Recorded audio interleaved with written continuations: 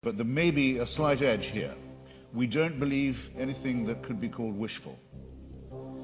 In other words, we don't particularly welcome the idea of the annihilation either of ourselves as individuals, that the party will go on and we'll have left and we're not coming back, or of the entropic heat death of the universe. We don't like the idea, but there's a good deal of evidence to suggest that that is what's going to happen.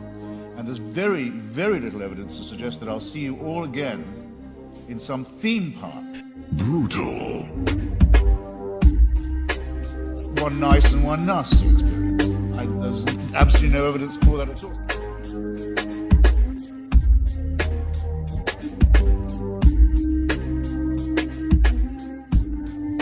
Okay, let me see. I don't think it's going to take 10 minutes to disprove the existence of God.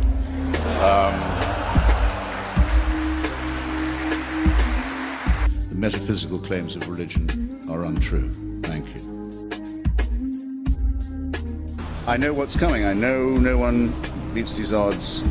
And it's a matter of getting used to that and growing up and realizing that you're expelled from your mother's uterus as if shot from a cannon towards a barn door studded with old nail files and rusty hooks. It's a matter of how you use up the intervening time in an intelligent and ironic way, and try not to do anything ghastly to your fellow creatures. And I think it should be, religion, treated with ridicule and hatred and contempt. And I claim that right. It's considered perfectly normal in this society to approach dying people who you don't know, but who are unbelievers, and say, now are you going to change your mind? It's, in fact, it's considered almost a polite question.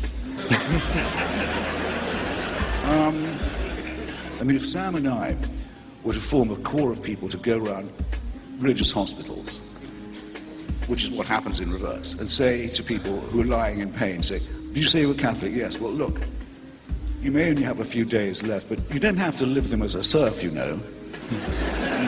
Just recognize that that was all bullshit, that the priests have been cheating you.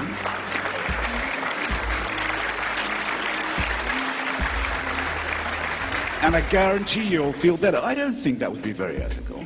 Okay, but I think it would be something of a breach of taste. But if it's in the name of if it's in the name of God, it has a social license. Well, fuck that, is what I say. We don't want people to live without wonder or mystery, and in fact we thoroughly recommend. Take a look through the Hubble telescope.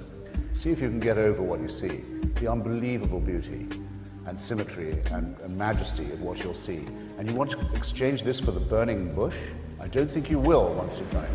Read a page of Stephen Hawking on the event horizon, for example, and see if that isn't awe-inspiring enough for anybody. And you're seeing there the future of a potentially much more noble and ennobled and enlightened and emancipated humanity, where none of these discoveries and none of this awe and majesty requires that you kill anyone in the name of some man-made idol or god or superstition. For heaven's sake, let's get this out of the way. Roger, The fear of death will not leave us. I mean, nobody doesn't have it sometimes. I'm not particularly afraid of it because I'm not going to know I'm dead, so there will be nothing to be afraid of in that way. But the thought of not being here while you are pisses me off a bit.